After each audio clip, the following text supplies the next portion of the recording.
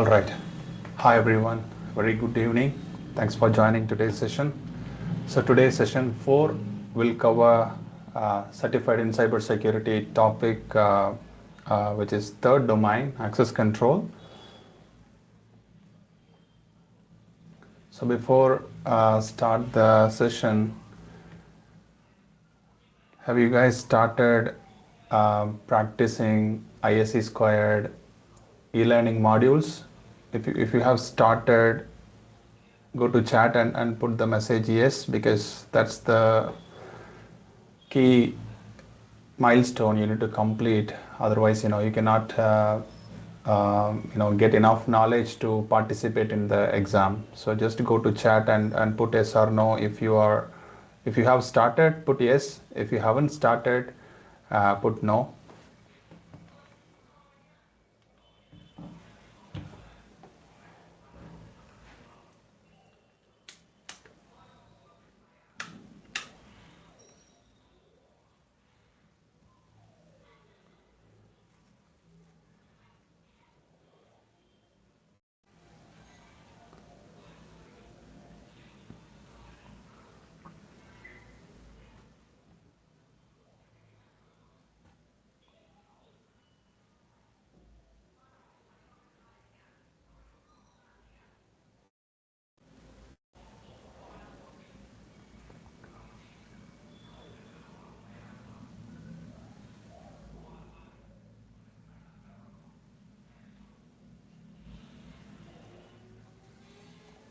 All right, I got few response. So many didn't start the course yet. So I would request as soon as possible you start the course and complete the course, because we don't know how long they will give the certification free of cost, because generally this cost is around 200 US dollar, around 16,000 Indian rupees.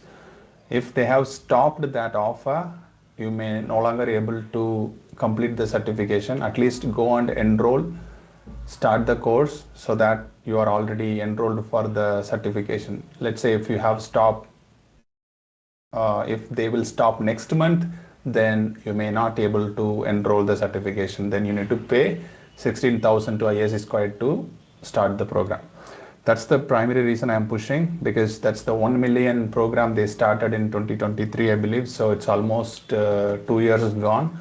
They may stop anytime. So there would be a urgency. Because of that, I'm pushing. So if you haven't started, start, register. I already sent a video about how to enroll, how to register, how to add that course into your cart and start the training.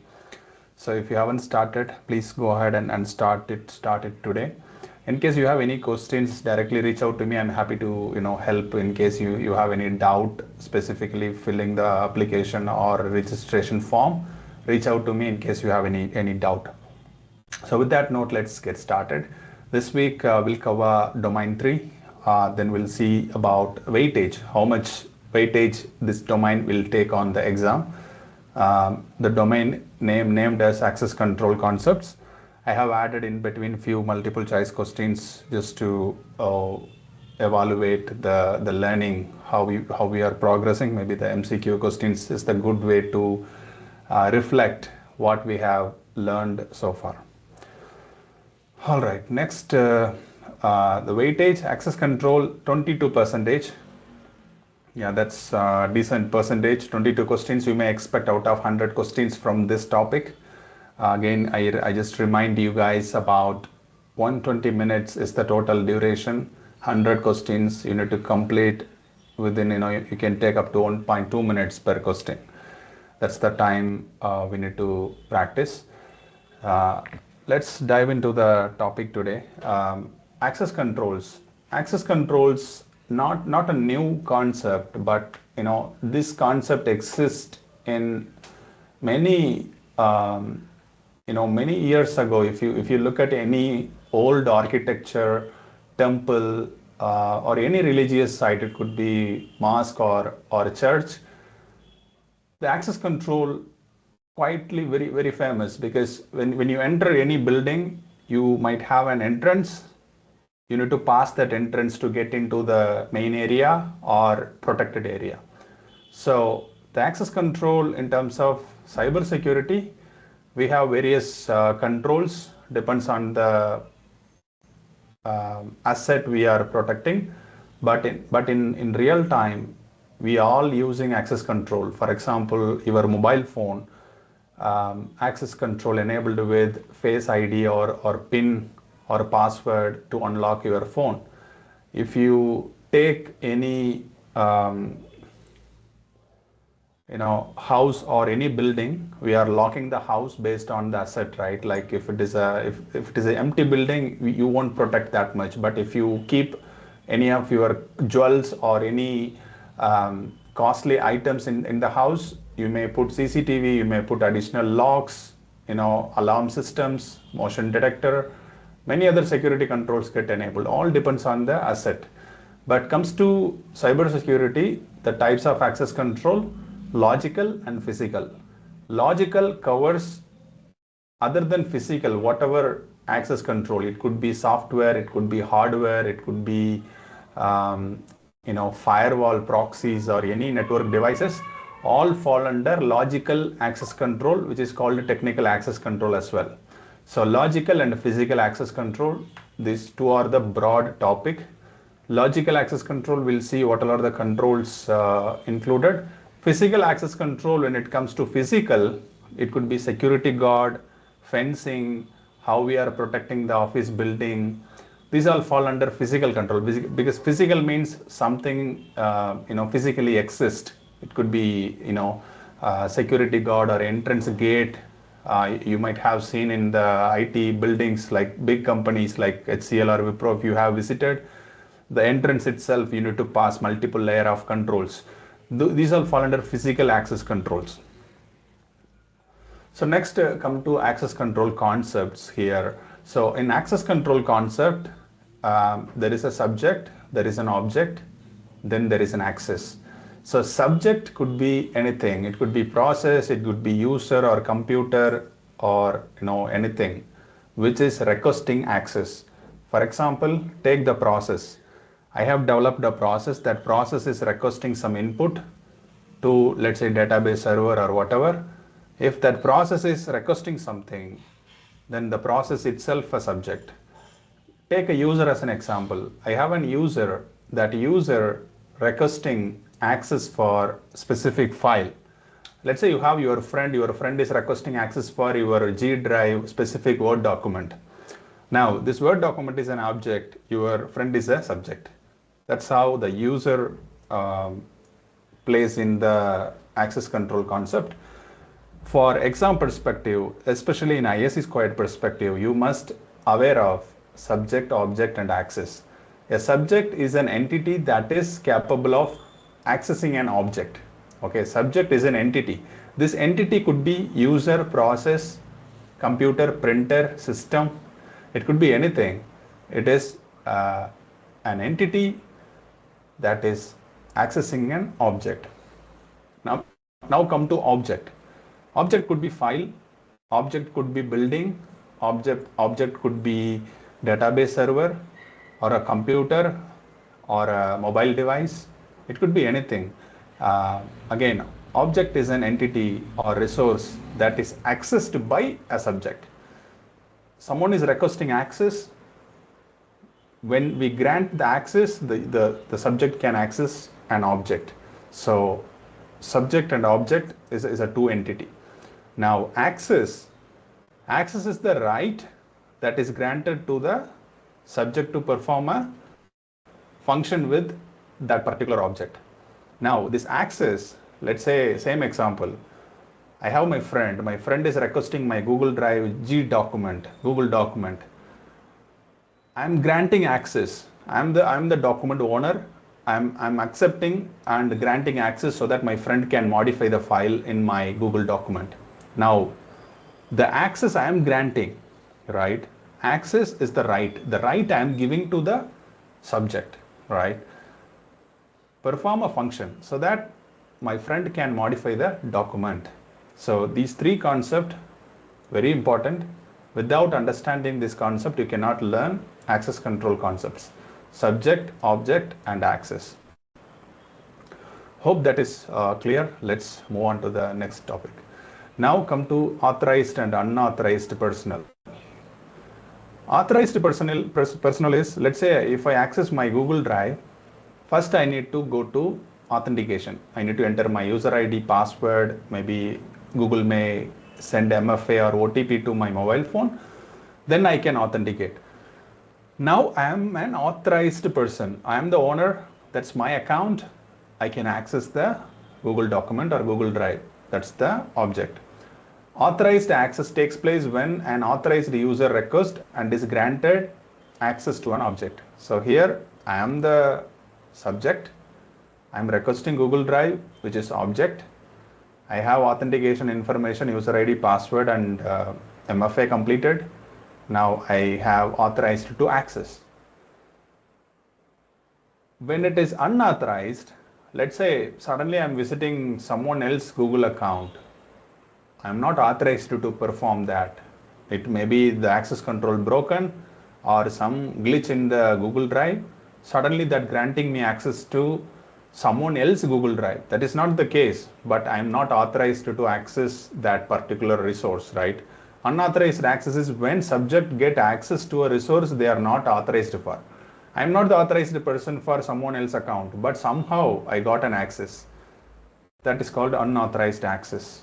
So unauthorized access mostly when someone hacking someone's account, you are taking some information you are not authorized to access. Technically you are not authorized. You are stealing someone's credential and put it into the system and bypassing the access control and accessing.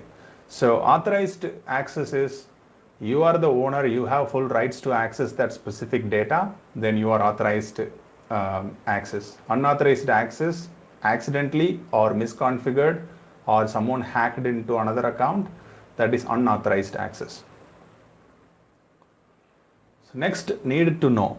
So need to know is something basic premise of access control. Access to a resource should only be granted to a user who has legitimate need to know.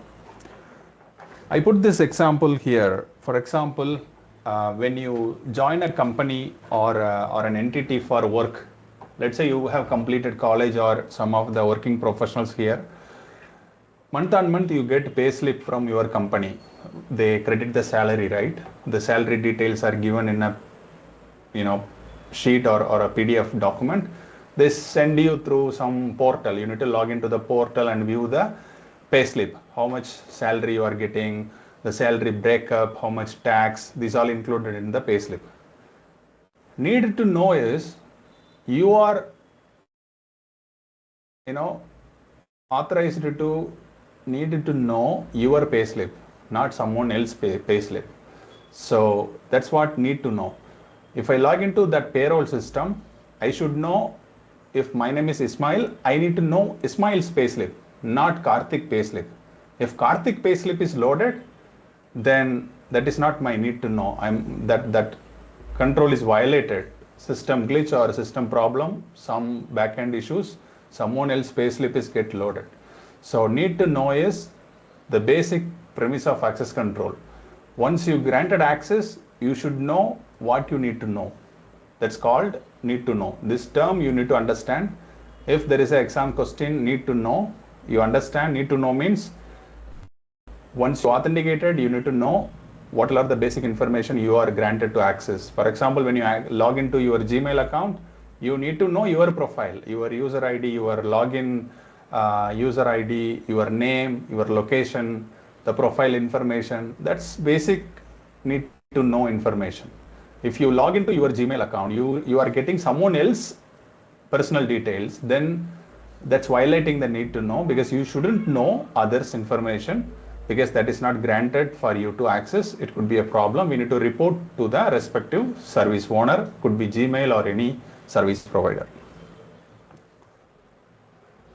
Next concept is principle of least privilege.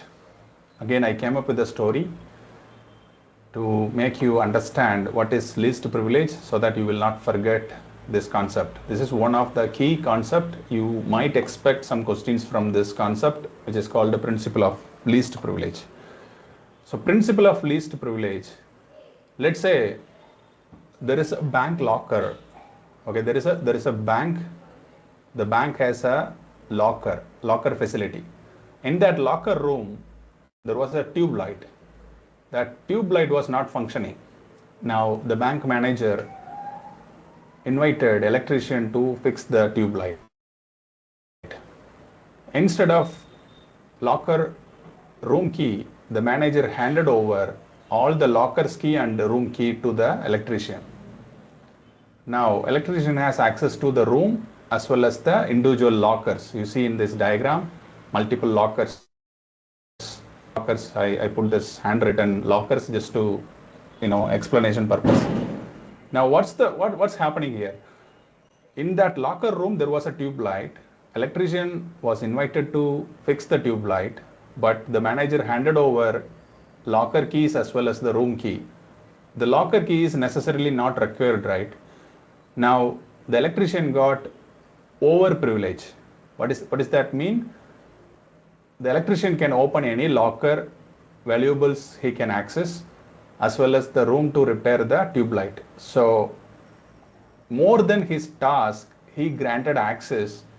Now if that electrician can steal or take any valuables and lock the door, there would be a mess in the locker, right? Because people can steal and they, the bank would be responsible for returning that items to the customers. Now here the problem is not about locker or electrician. The problem is about the level of permission given to that particular task. The task was just to repair the tube light. Only requirement is that room access is enough, but instead of room access, the electrician gained more privilege. In real time, let's say you are a database administrator. You only need access to database servers, but somehow your administrator given access to, let's say, your web server. Okay, database server is separate, web server is separate. You have got both access. Now you have access to additional resources which you no need. If your account is got compromised, the hacker can use database as well as web server. So the least privilege would help companies to maintain proper access control so that necessary tasks can be performed. So whatever permission is needed, only that privilege should given. For example, another example, let's say the company might have 4 buildings, building A, B, C, D. 4 buildings. Your department located in B building, but you have got access to all 4 buildings. That is over privilege because you always go to building B. You never ever have any requirement to visit other buildings A or C or D. But administrator accidentally given all 4 building access, which is not necessary. So this will impact, let's say your access card or ID card misused. Someone can go to other building, they can steal some information. You are responsible for that because your ID being used. The overprivilege may create trouble to the companies. So principle of least privilege is the concept that a user should only have access to the resource that they need in order to do their job, but not more than that. That's what principle of least privilege. We'll have few multiple choice questions. We'll see how that goes. Let's start with the question. Siva is a security administrator setting up access for a new employee who work in the manufacturing department. Siva is a security admin, new employee who works in manufacturing department. He is creating access control for new employee. Siva make sure to enable employees access for the manufacturing area, but not for the parts storage area. So the new employee only authorized to access manufacturing area or manufacturing unit, not for the storage unit. What best describes the principle Siva is applying? So you take this question. So it's simple question. Figure out principle of authentication, 2% rule, need to know least privilege. What Siva should follow to give only access to the respective manufacturing area.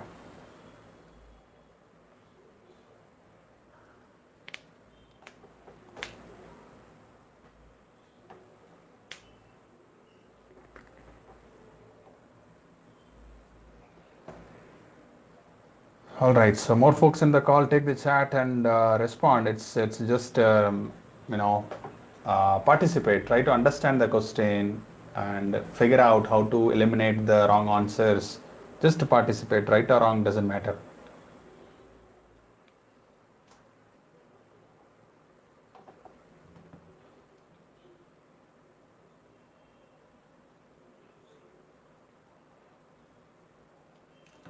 All right.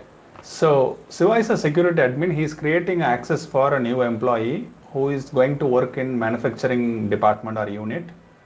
He must make sure that new employee doesn't have access to area where they store the parts. The storage area shouldn't be accessed. Same example, let's say building A, B. Building A is a manufacturing unit, building B is a storage area. The new employee only go to manufacturing department which is in building A.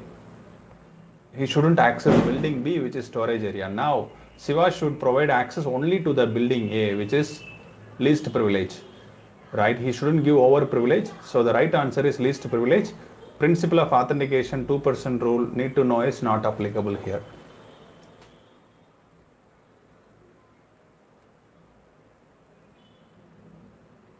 All right, so next quiz. Which statement best describes the relationship between subject, object and rules? So take the chat and figure out. This is explained in subject, object, access concepts.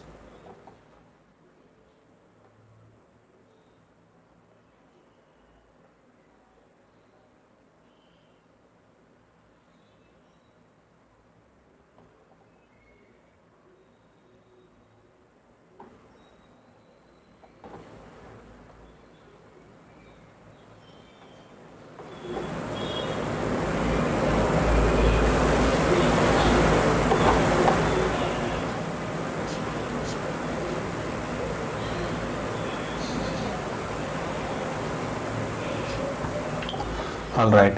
So the question is, which statement best describes the relationship between subject, object and rules? First one, a subject grants access to an object based on rules. Subject never grant access. Subject request access. And an object is granted access to a subject based on rules. Again, object cannot be grant access. Subject is granted access to an object based on rules. Maybe the option 3 could be the right answer. A subject is granted. My friend granted access to access my Google Drive. A subject is my friend granted access to my Google Drive based on the rules which applied by me or my Google Drive. So a subject is granted access to an object based on rules is the right answer. An object is granted access to a subject based on credentials is not applicable because credential is authentication parameter. Next topic is segregation of duties or separation of duties. Segregation of duties, separation of duties, day-to-day life you might have encountered. For example, if you take college architecture like hierarchy, there is a professor, senior professor or HOD, then principal. There is a hierarchy. When they implement any approvals, the professor may request approval for HOD, HOD gain approval from principal, then they will implement, right? Similarly, if you take editorial or any newspaper, the journalist report the news, editor write the news, there is another guy proofread, everything is correct, the news is what journalist reported was exactly published in the news, proofread happens, in proofread they correct the mistakes, then they publish. Why they are doing this? Directly journalist can go and write the news and proofread and publish, right? Why they are doing 3 people, 4 people the same task? Because reduce fraud, reduce errors. Collude, collusion, join together. What does that mean here? If journalist directly publishing a news, journalist can put a fake news. or misrepresent, that become a problem for entire news company. Same goes to software development. If a developer is writing a code, developer is testing the code, developer is doing the QA job, developer is publishing the code. Here, if developer miss anything, no one there to report or no one validate, that may leads to fraud or reduce, the error may come. If separate the duties, developer only develop, they write the code.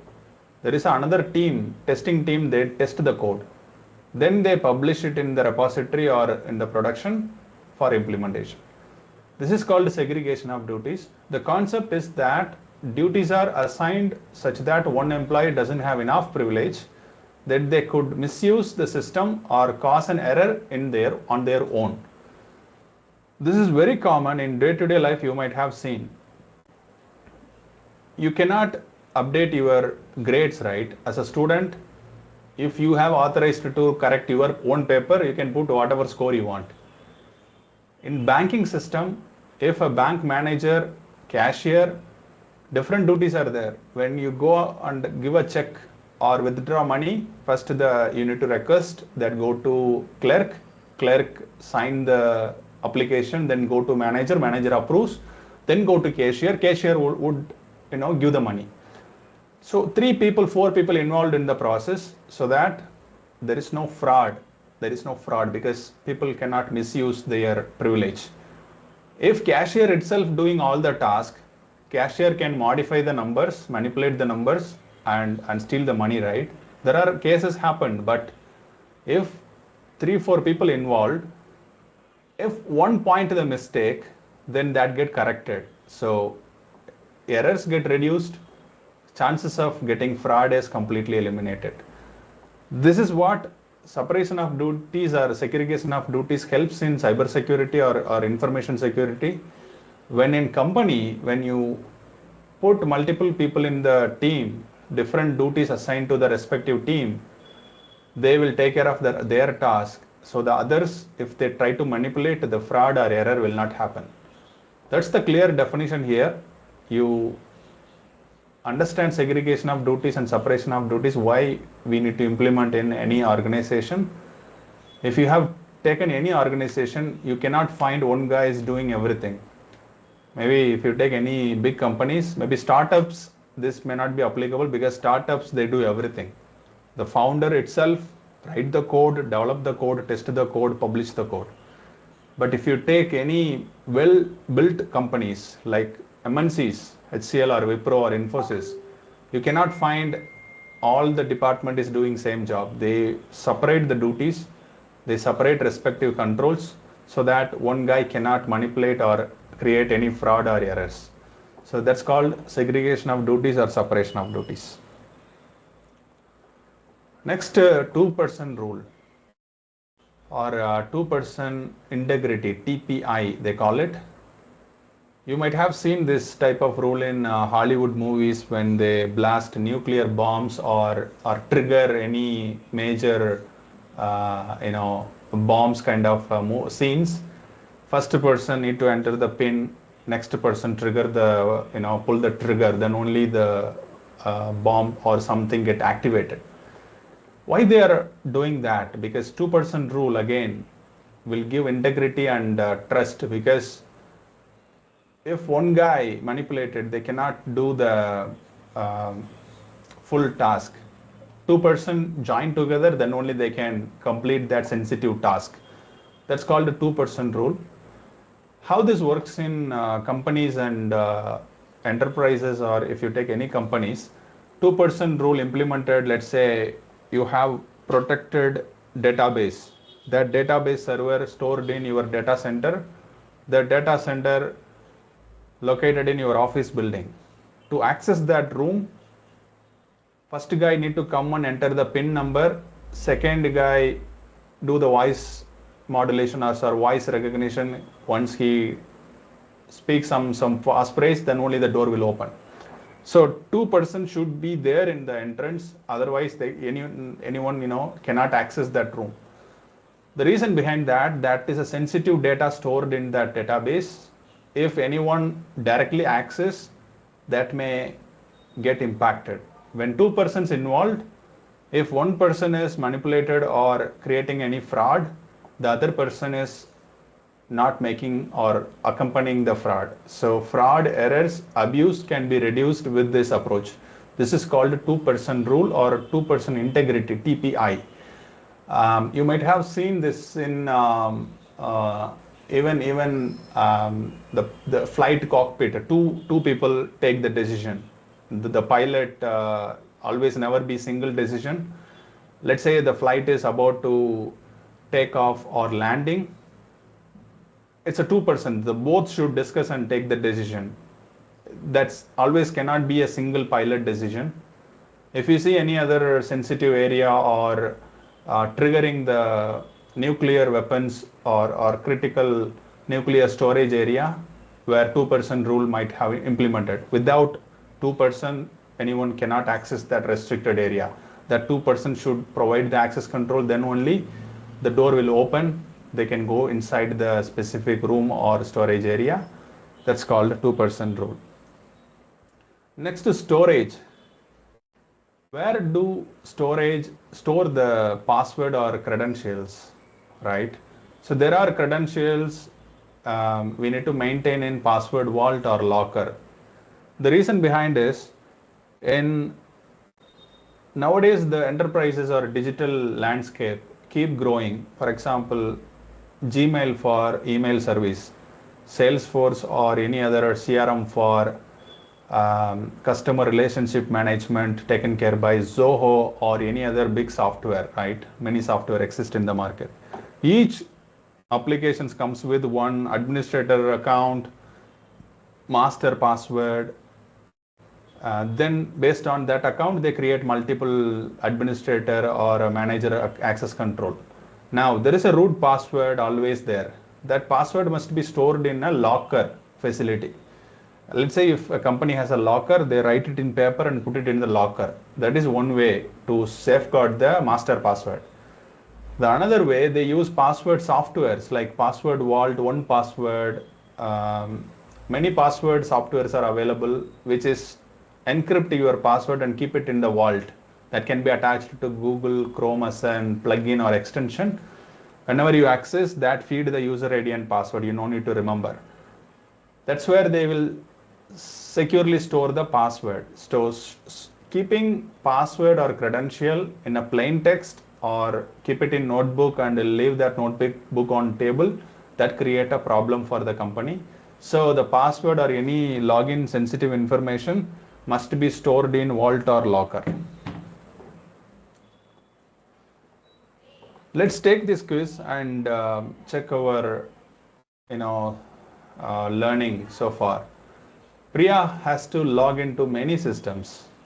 It could be Jira, it could be Zoho, it could be SAP or many systems on a daily basis, every day, and has too many passwords to remember, too many accounts, user ID and password. That's the common, even individual human problem. You have net banking, you have personal Gmail, ChatGPT, XYZ, keeping same password everywhere is a mess.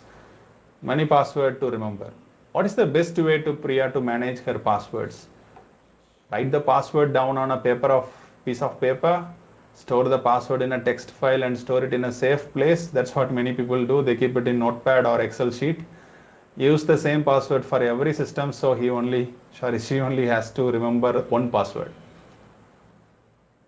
That's another mess. If you keep all account one password, if one account is get hacked, you are totally gone. Every account they use the same user ID and sneak into your other accounts.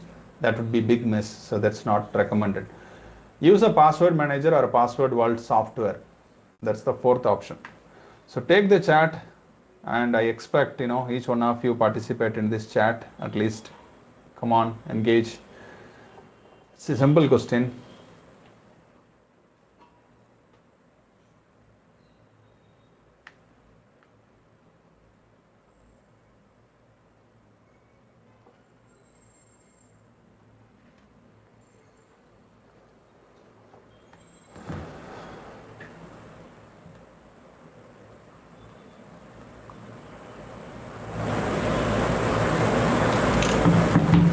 Alright, so write the password down on a piece of paper is not recommended. We shouldn't do that because as soon as the paper left you, the password is compromised. Store the password in a text file and store it in a safe place where you will store. It could be your account or Google Drive or a desktop. Again, that is not a safe practice or best practice. Use the same password is another mess. We shouldn't do that. Use a password manager or password vault software is the right answer because that's what we have seen in the previous lesson. Password must be stored in password vault or safe lockers. Even physical locker is good. You have physical locker, you only have access to that locker, write down and keep it in the locker. That's what the master passwords are protected in many companies. So next, move on to the next concept, then we'll take short break. The concept is called IAAA, authentication, authorization, accountability, then identification. So identification is when you enter your user ID, you are trying to provide your identity to the system going to identify you as a specific account holder. For an example, you are accessing Gmail. You are entering user ID, your user ID at gmail.com. That is the identification you are providing, the identity. Next phase is authentication. What you know, what you have, what you are. What you know is your password.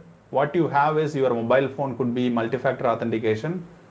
What you are is your face recognition or any biometric based additional factor. This can be combinedly used to authenticate any softwares.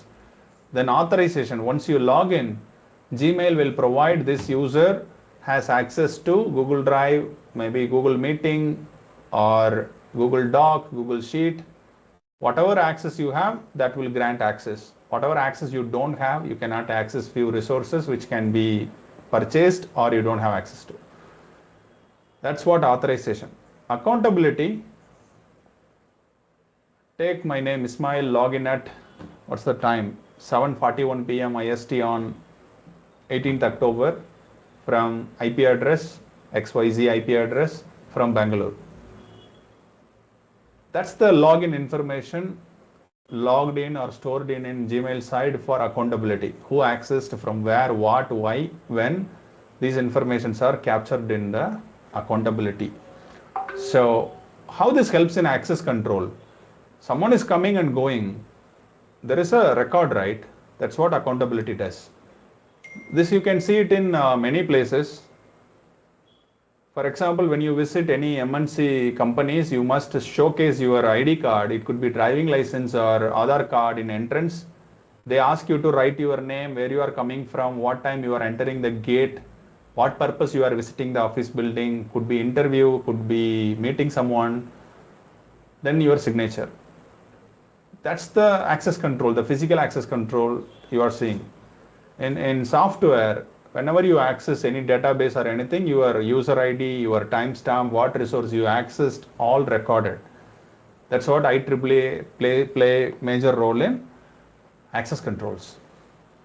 Next, I come to identity and access management lifecycle. Before go to lifecycle, we'll cover the types: centralized, decentralized, hybrid. Most of the companies use centralized IAM.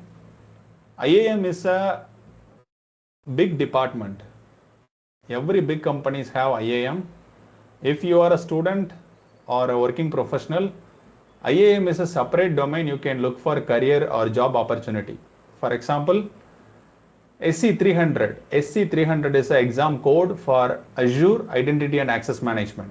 If you complete that certification, you may apply job from Azure AD administrator role. Okay, similarly, Okta, Ping Identity, few other common identity and access management providers offer certifications. The certification cost may be 12,000 or 18,000 may come, $50, $100, $150 they charge. But if you pass that exam, you can apply that specific role, junior identity access management administrator or IAM engineer, IAM analyst. Roles are very common in many companies. If you are working professional, you like to switch the career to identity and access management, there are multiple certifications you can explore. It depends on your interest. For students, you can, let's say you don't know where to go to career. I'm just blind after engineering, where to go, I don't know. You can pick one domain. That could be this domain, IAM. This also fall under cybersecurity, but slightly different. You only take care of the identity and access management. What is centralized here? Centralized means all the identity and access management taken care by only one department, which is IT department. That's the department you are going to work for. They take care of the door access, they take care of the application access, they take care of the employee onboarding, deboarding, when employee joining, granting access, when employee leaving the company, blocking the access, revoking the access. These all centrally managed across the globe. Like if someone is joining in America branch, they provide access. When someone is leaving from India office, they revoke the access. All managed by only one team, mostly IT team. They call it as IT department in every company. That is called centralized identity and access management. What is decentralized? Each branch, each department take care of the onboarding and access permissions and revocation. That is called a decentralized IAM. For example, consider a global company. You have branch in India, America and London, Europe. Now, you have decentralized identity and access management. What does that mean? If someone is joining in India office, the India team take care of the onboarding, granting access to business applications such as email or Salesforce or GitLab or GitHub. Whatever necessary tools the employee requires, they provide access locally from India team. If someone joins in London or UK, in Europe, they provide necessary access for that employee. Similarly in US. So there is no central process. They operate as silos in decentralized way. Hybrid, first and second, centralized and decentralized mixed. They take care of centralized for some application. Let's say email is a common application for all the employees, that is centrally managed. The Jira or ChatGPT or whatever enterprise business application employee need, they taken care by respective department. So they mix centralized as well as decentralized, so that is called a hybrid. Any one could be used in any companies. They cannot use all three together. If they make it centralized, that is more secure. If they make it decentralized, that is again here and there they need to manage. They don't have full visibility which employee has what access. When employee travel from one location to another location, that create problem. If they use centralized, let's say employee from India traveling to America for a 15 days meeting. The moment they arrive in America, they no need to worry about access because that is centrally managed. The one ticket they log and the America systems are granted access, they can easily access. If it is decentralized, the employee need to request each and every time they move to the new location, the local administrator should grant the access. That is called decentralized. Now come to IAM lifecycle.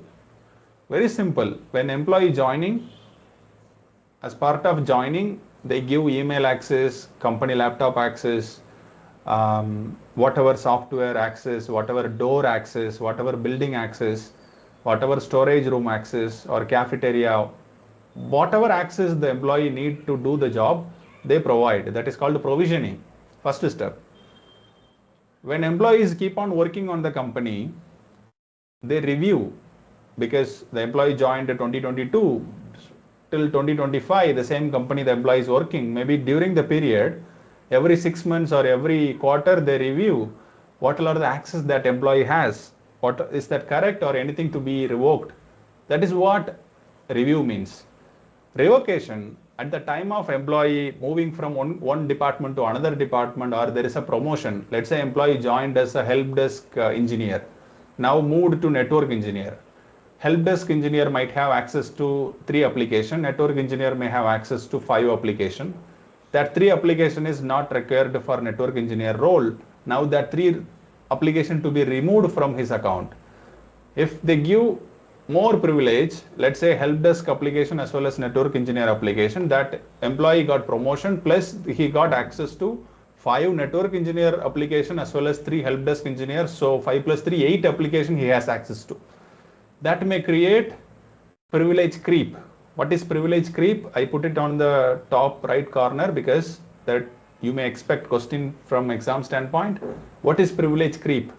Privilege creep means at the time of employee joining, he joined as a help desk engineer. Over the period, he got promotion to network engineer. Now, the help desk engineer role has 3 application access. The moment he moved to network engineer role, that 3 access to be revoked or removed. If they haven't have the process to revoke, this is called a privilege creep. Now, the employee has 8 application access. So take time and understand what is privilege creep. Over the period, accumulating more permissions. Okay, you have first building access A. Once you get promotion, your new department is in building B. Now you have access to building A and building B, but building A access is no longer needed, but your company didn't notice and not revoked that access. So you are accumulating more privilege over the period by getting promotion or moving to another team, another department. That is called privilege creep. So the revocation is the time of termination or leaving the employee or layoff. Employee access must be revoked on the same day. The time employee is submitting the laptop as part of termination or separation process, all the access, it include Gmail or whatever mail or application or door or building, that must be revoked on the same day. Let's say employee is relieving on Friday evening 5 p.m. Network administrators or application administrators so busy on that day and they didn't revoke the access. Next Saturday, Sunday, week off. Monday they plan to revoke. During that Saturday, Sunday, if that employee misused the credential, company may not able to take any action because as per the legal proceed, employee submitted everything on the Friday. It is company responsibility to revoke all the access on the same day. So that's very important. Have seen many security incidents because of that. They forgot to revoke any AWS access or Azure access. The employee left and used that credential to use that it for crypto mining or a bad intention. They steal data. Then company may not able to take legal action because as per process, employee resigned, submitted all the assets, relieved from the duty, but company failed to revoke the access. That's the gap. So companies must implement same day revocation process. The time of resignation or relieving, whenever the employee is relieving, submitted all the assets, same day, all the access include door or entrance, respective software, hardware access must be revoked. Let's take this quiz, then we'll go for a 5 minutes break. Kamachi has been an employee of Acme Corporation for over 20 years. Could be Kamachi worked so hard for 2 decades for the same company, loyal employee. During that time, she has been able to access more and more systems. 20 years, because every 2 to 3 years they get promotion. So 20 years she was in different roles and she got more access. Now she has access to systems she doesn't even need access to do in order to do her job. This is an example of what type of situation.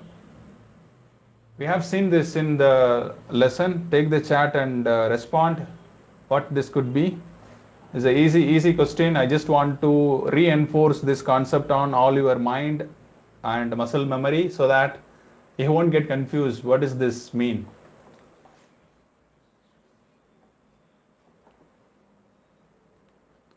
Already got a couple of response. Great. Guys, we have 14 people in this call. At least take right, wrong. I don't care. Just respond. There is no prize money for winners. There is no prize money for losers. So take a chance.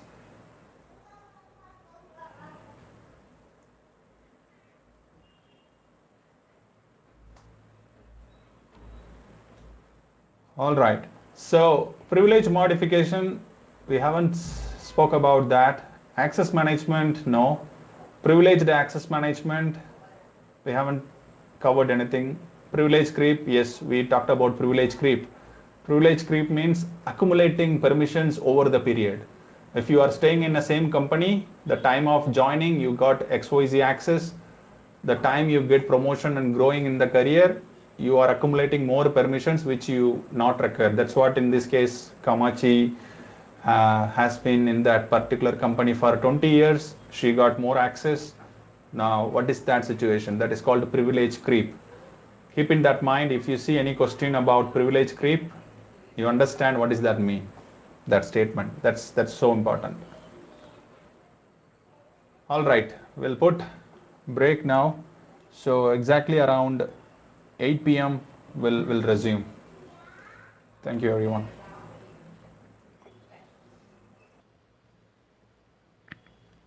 All right, let's start.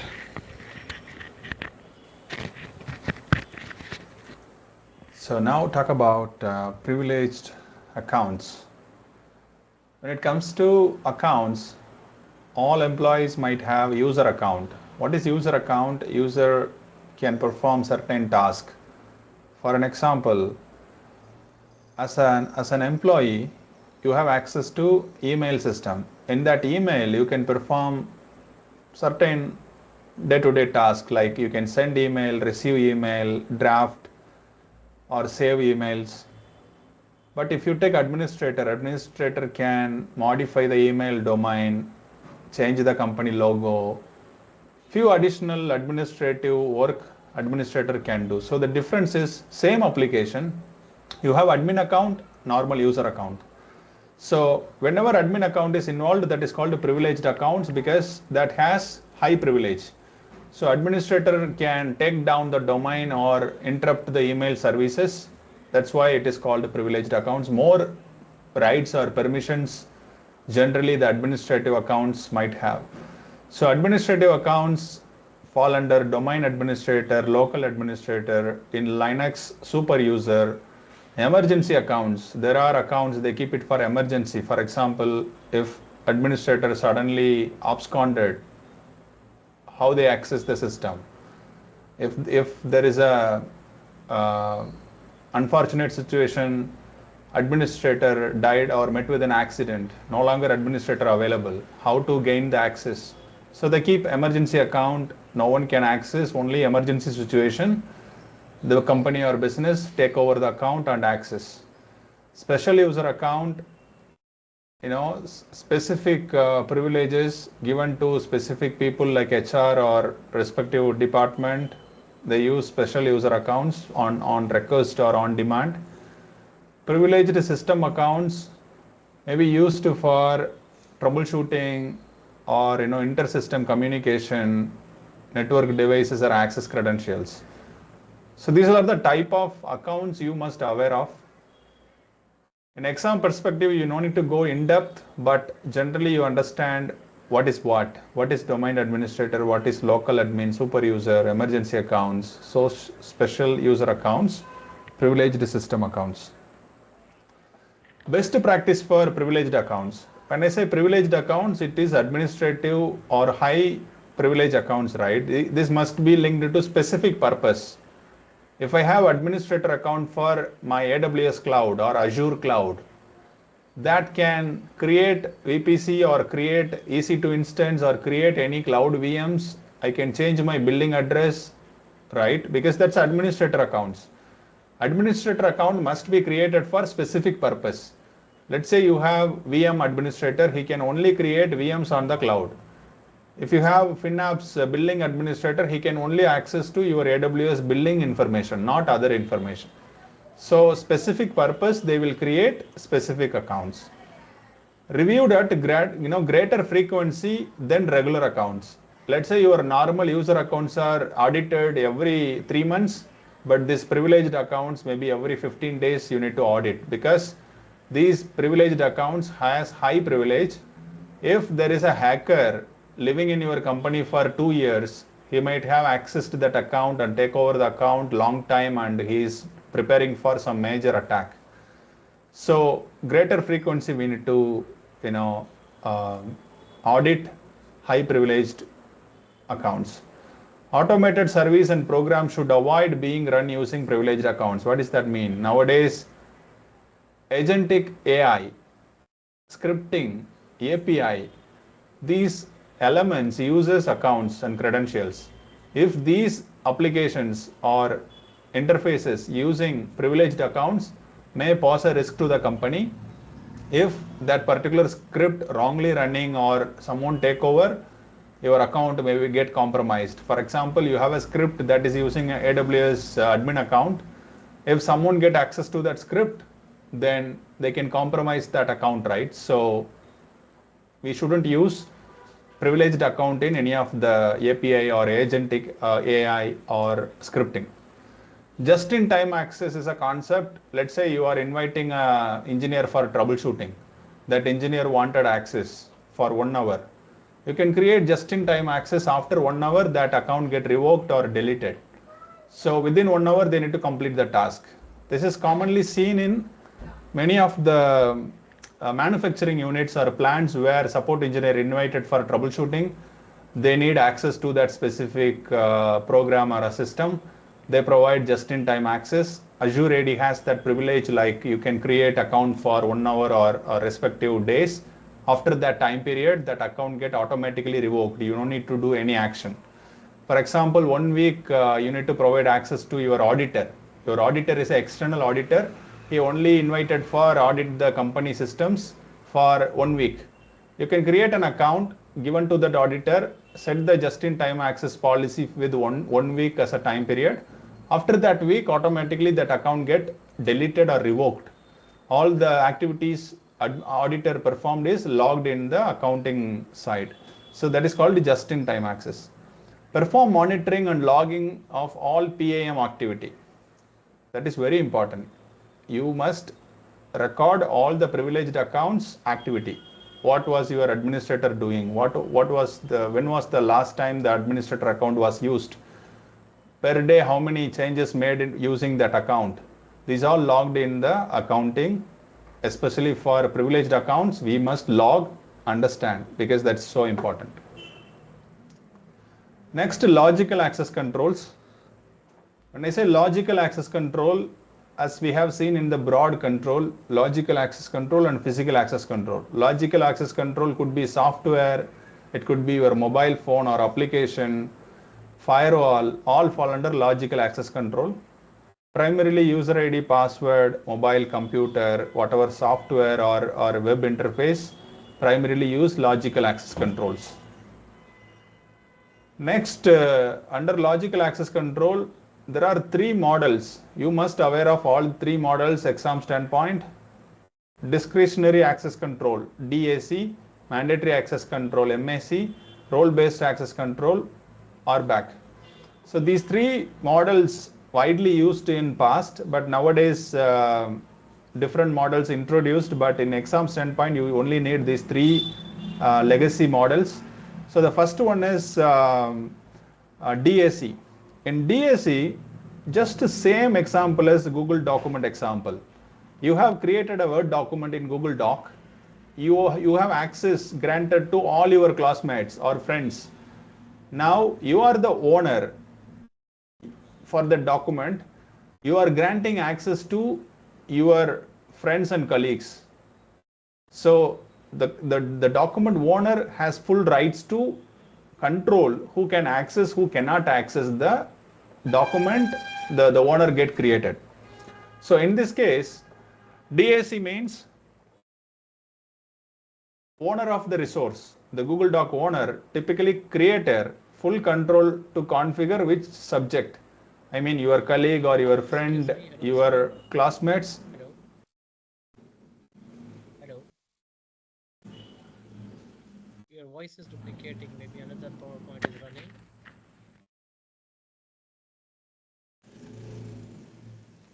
Sorry, can you hear me? Hello? Yeah, actually your voice is duplicating. There is an echo you are hearing. yeah. Is that clear now?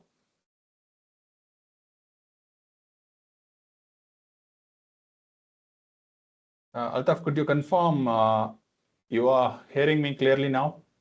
Yeah, now I can hear you clearly. Yes. All right. So one of the model is DAC. DAC provides owner of the resource, typically the creator, full control to configure which subject can access the object. So here, object is the document you are creating using Google Doc. You are the creator, you are the owner for that document. You have access, you are giving access to your friend or whoever want to access the Google document. This setup or this type of process is called discretionary access control. This is primarily used in mostly online based documents editor like SharePoint, Google Doc, or if you take Salesforce, you may see this kind of access control, discretionary access control. Now come to next one, mandatory access control.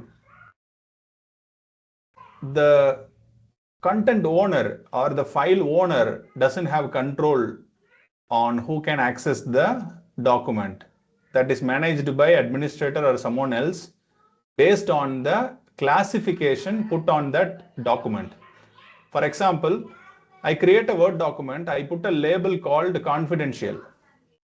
Administrator write a rule, all board of directors or CEO can access confidential document. Whatever document classified as confidential, the administrator put a control, only CEO and board of directors can access, other employees cannot access any document labeled as confidential.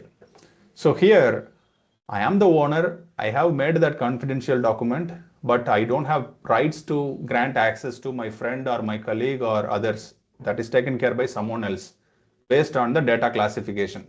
The classification could be using various tools, Microsoft also offering MIB labels that classify each document is secret, public, private kind of a label. Administrator write a rule based on that from SharePoint or Google Drive, respective people only can access to that document. You might see this type of controls in military operations or a government entity. They strictly follow this guideline because whatever classification happens, based on that classification, level of people have access to that particular resource. This is called mandatory access control. Now, role-based access control, this is so common nowadays. Your administrator can access everything. Normal user can access only given controls. For an example, take a company with the HR department, sales department, marketing department. HR can access email service, payroll service. Sales can access email and customer relationship management, CRM service. Marketing can access email and Canva tools. Now, HR department granted access with payroll system, which is role. HR is a role. HR can access payroll system. Sales is a role. Sales cannot access payroll system. So they connect specific role or department with respective application using role-based access control. This is so common nowadays. That is also available in Azure, Entra ID or Okta based identity providers. They write a policy, HR department, if any new HR joined the company, automatically they get access to email and payroll software. If any new sales engineer joined in the company, they get access to email and CRM services the day they onboard. If any new people join in marketing role, they default get access to email and Canva tools. That's how they keep identity linked access control using role-based access control. Hope this is clear, not confusing. This is simple. The same goes to document access. If any document classified as HR or sales, the respective group of people have access to that specific document or specific object in that directory. Next, account types. As I said, all normal users get user accounts that has least privilege. Administrators accounts are mostly privileged accounts. Administrator can do anything. Guest accounts, maybe let's say you invited as a guest, they give temporary Wi-Fi access or temporary access to door or office building. That is called guest accounts. They create on demand and they revoke on the same day once you left the company or surrender the ID card. Shared generic accounts, common accounts used for scripting or API. Common accounts may have only read privilege, not write privilege. Service accounts primarily used for automations. Let's say there is a batch script is running to identify how many users log into the particular application.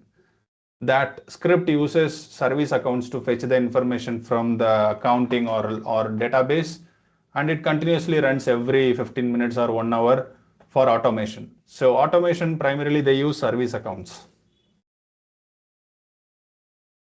Next, switch the gear. This is one of the interesting topic, which is physical access control.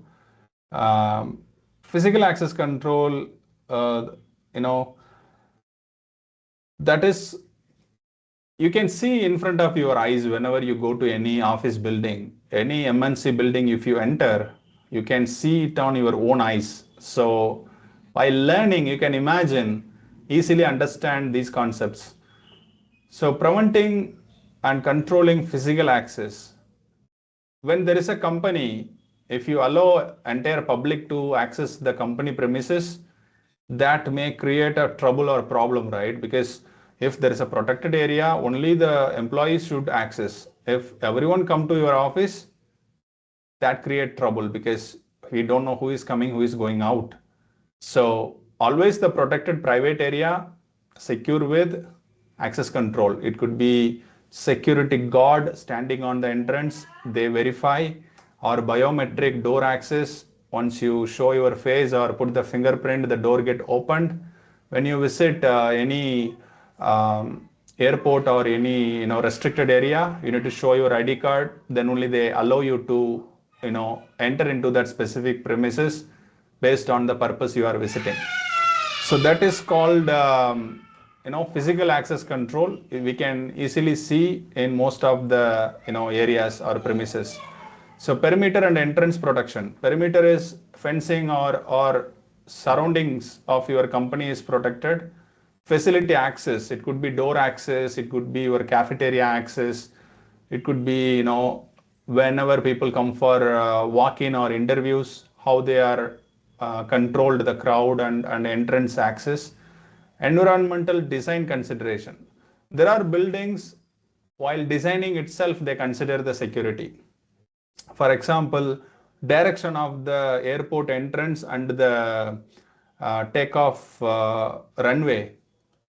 They put some security standard. If someone breaking the entrance with a heavy truck or any armed force, you cannot directly go to the runway. They keep the runway in a different direction or different location. The passenger entrance could be in different direction. That is called environmental design consideration. Okay, while designing some office building, they consider what purpose they are building that premises. So that is called environmental design considerations that we will see in depth in future concepts. But that's one of the interesting concept, because if you are constructing something, you know what purpose you are constructing that premises or office building.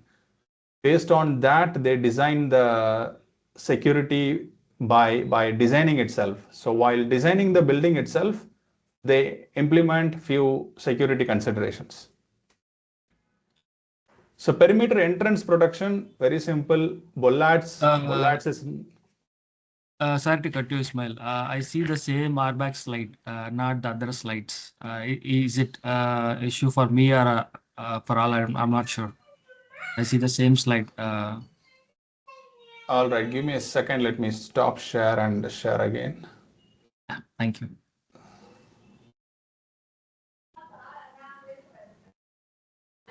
Thanks for pointing, Mahesh. Let me bring the screen again. Yeah, no problem. All right. Is that visible? The title called Perimeter and Entrance Protection? Yeah, is it good now? Okay. So for perimeter and entrance protection, bollards, fencing and walls, revolving doors and turnstile, man trap. or commonly used entrance protection mechanism. You might have seen in many places, but without realizing this is used for security protection.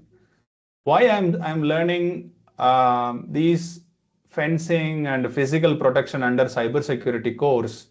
Cybersecurity or information security is not only for systems and computers.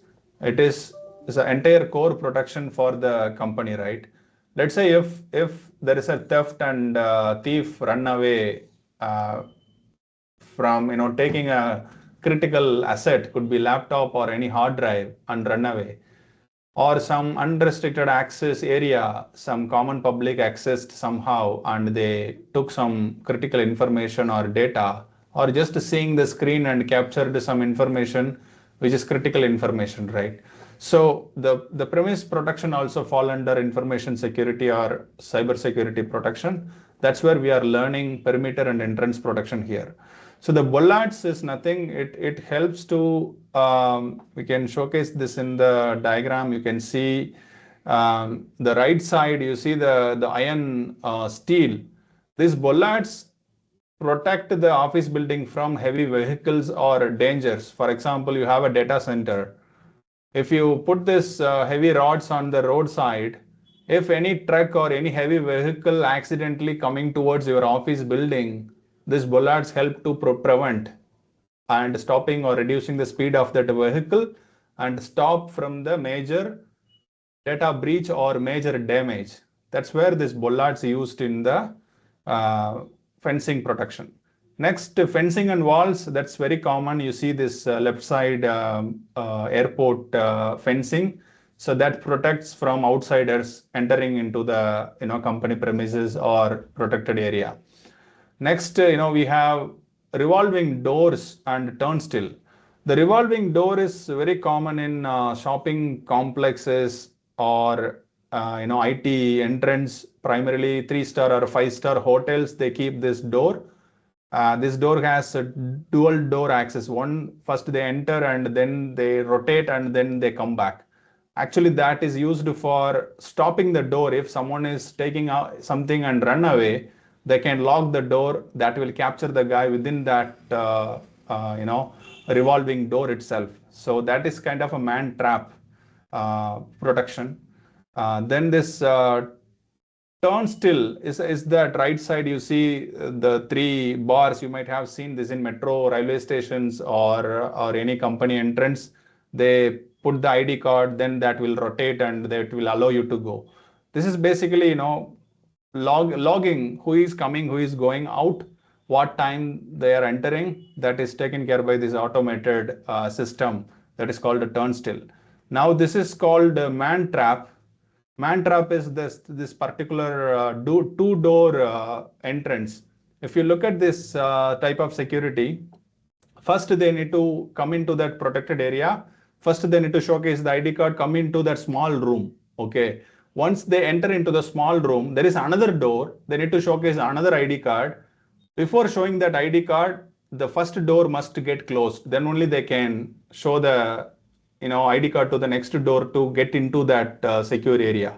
Basically, what it happens, if someone is following you or tailgating you, this man trap will help you to avoid that problem. For example, you are showing ID card, opening the door. If there is only one door, imagine there is no 2 door here, only 1 door with the access card protected. You are opening the door and put the access card. You are open the door. Someone is following you or tailgating you, then it is a security violation, right? So because using your card, someone else entered because you showcased, you have opened the door, but in back someone else entered, but technically your ID card get logged. But using this man trap, you first enter into the small room, then you need to look back, the first door get closed, then you need to show the ID card again, the second door will open. So this is so common in secure office premises or critical projects where they keep this man trap kind of security. So next, facility access. So hope the slide got changed. The title now is facility access. In case you are not seeing facility access, flag me.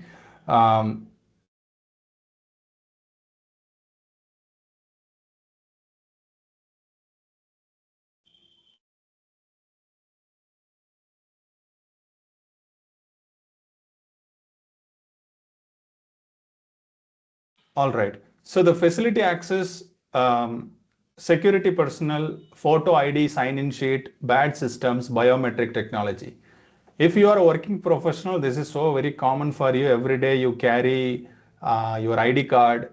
You need to show the ID card in entrance security guard. They slightly look if they didn't see your ID card, they will questioning you and ask you to showcase your ID card.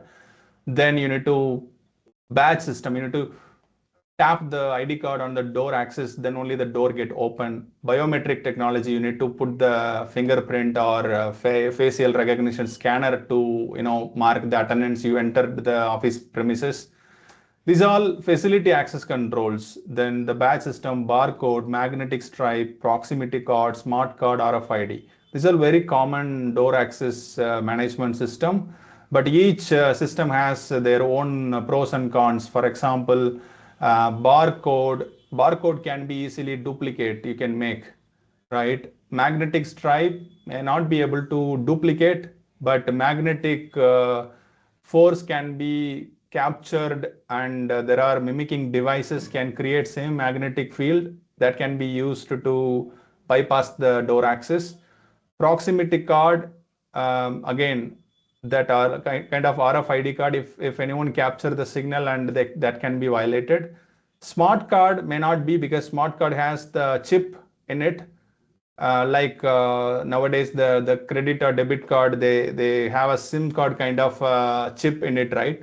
That type of smart cards more secure, because that has that processor and chip in it. You insert, then only the door will open. So if they cannot duplicate, they cannot capture any signals.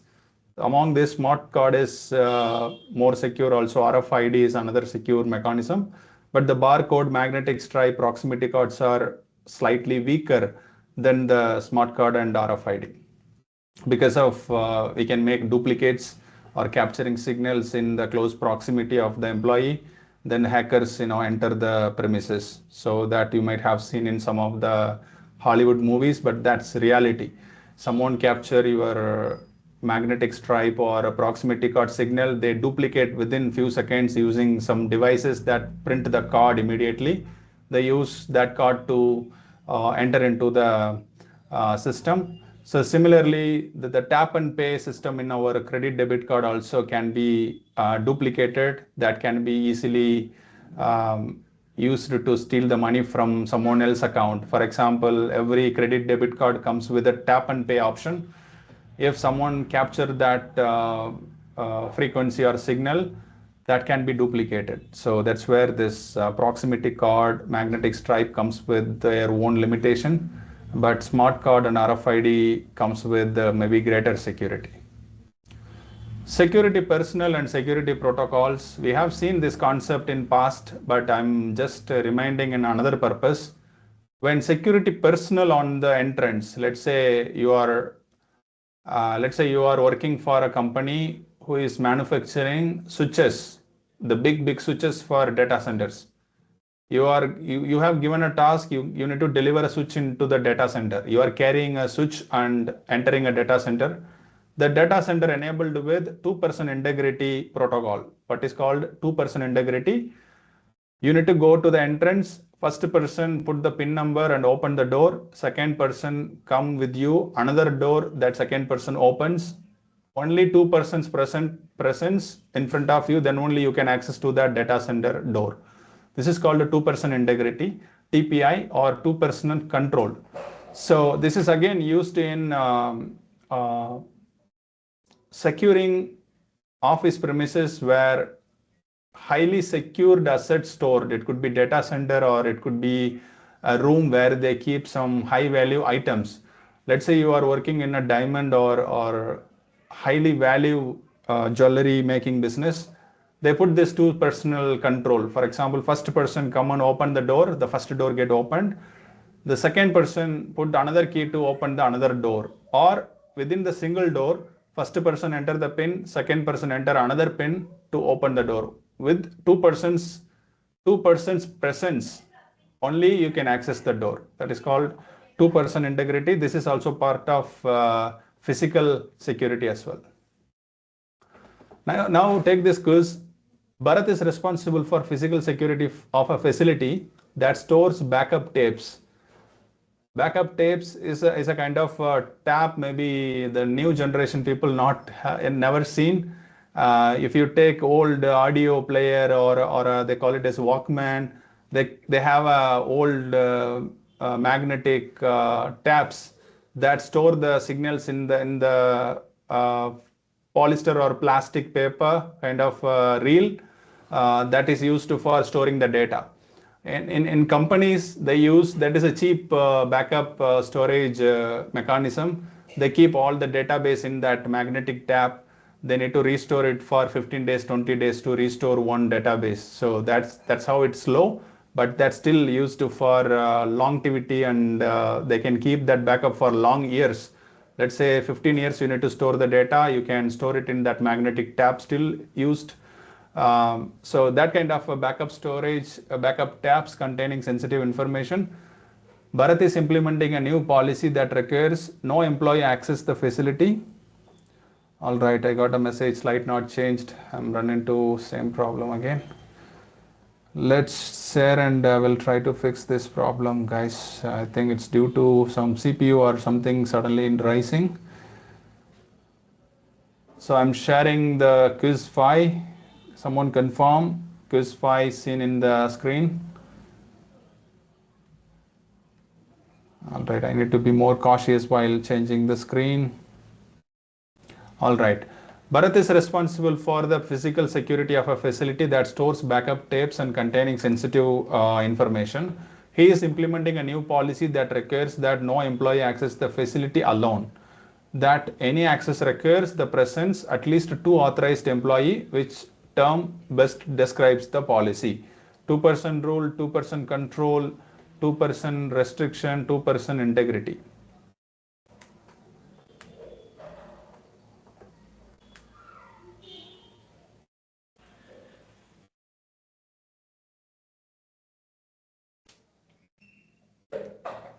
All right, so 2% rule, maybe this is slightly confusing answer because 2% rule also may be a correct answer. 2% control also could be a correct because 2% is involved.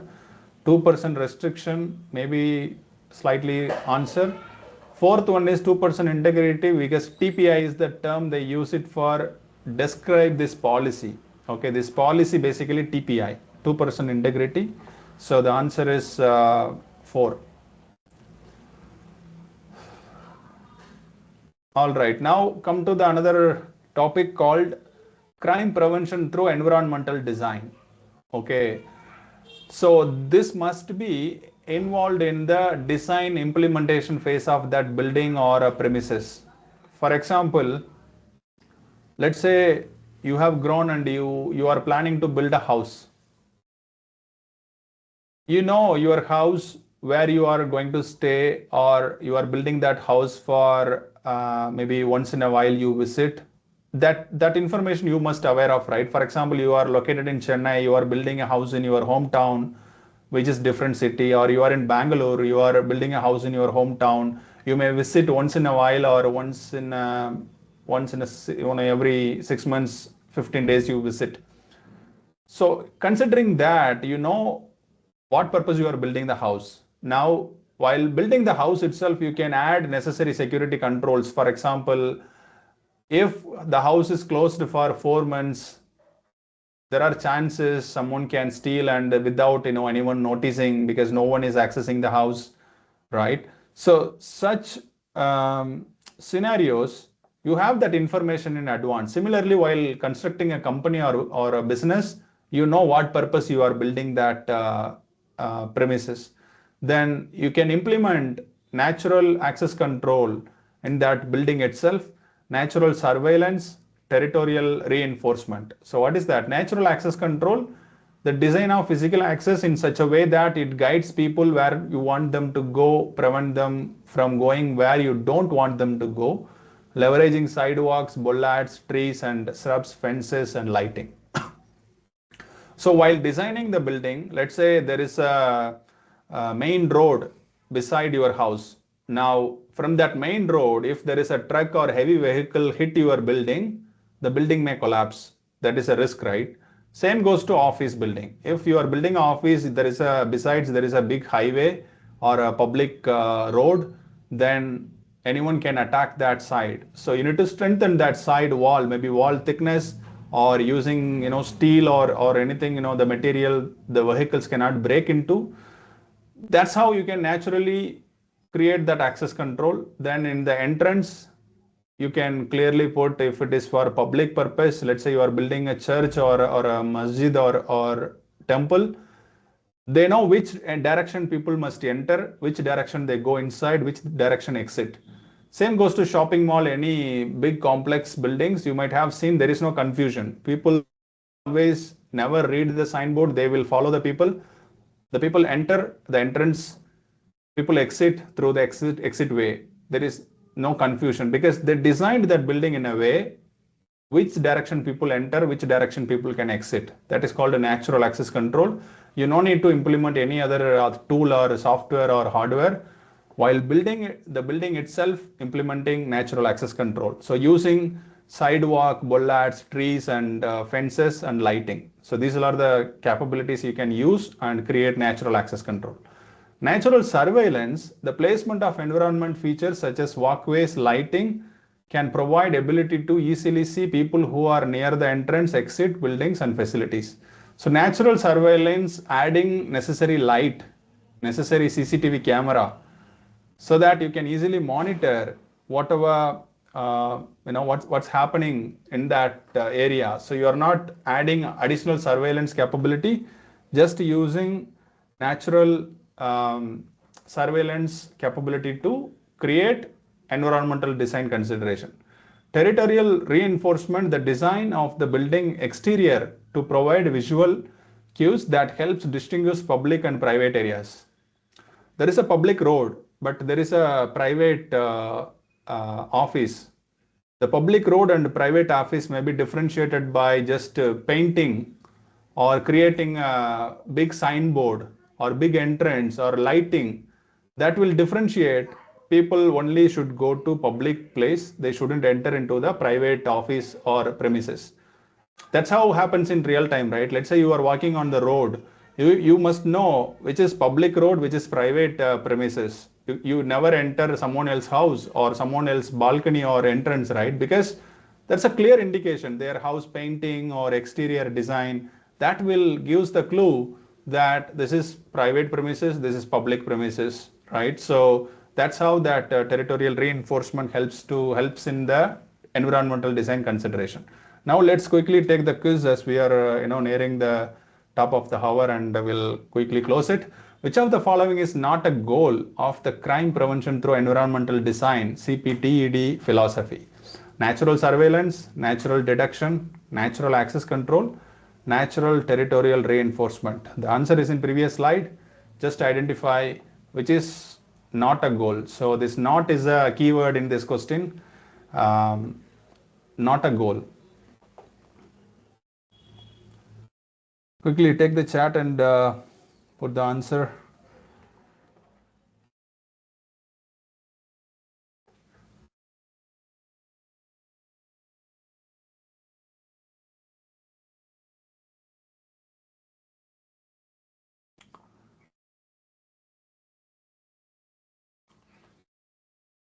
So which of the following is not a goal of the CPTED philosophy? So previous slide we have seen CPTED. What is CPTED? We have seen 3 topics. Among 3, which is not a goal. So here they given 4, but we have seen only 3. So the one extra we can see here, that is the answer. So let's go back to the previous slide to understand this question. CPTED covers natural access control, natural surveillance, territorial reinforcement. 3 concepts. Now come to this question, which is not a CPTED philosophy. The previous slide is CPTED philosophy. CPTED covers 3 concepts. Here, natural surveillance, yes, it covers. Natural detection, no, it is not there. Natural access control, yes, it covers. Natural territorial reinforcement, it covers. So the question is not a goal of the crime prevention philosophy, which is natural detection. So the answer is 2. Okay, that's how they trick you with just a not keyword. The not is the I can say hint in this question. You need to reread the question twice so that you will catch. Okay, they are asking reverse, not just CPTED, because CPTED covers all three already listed here. Not is one thing missing, which is natural detection, because natural detection cannot be done through CPTED. So detection can be done through CCTV camera or manual physical security forces they need. So just creating environmental design, you cannot put natural detection. So monitoring physical access, as you can put security guards on the entrance. Physical access logs, people entering, exiting, they put a note and they log when they are entering, why they are entering, what purpose they are visiting the office premises. The physical notebook access logs they put. As I said, security cameras they can use, monitoring and alarm systems can be used. All right, now we come to the end. So before we wrap for today, just we are in the stage 1.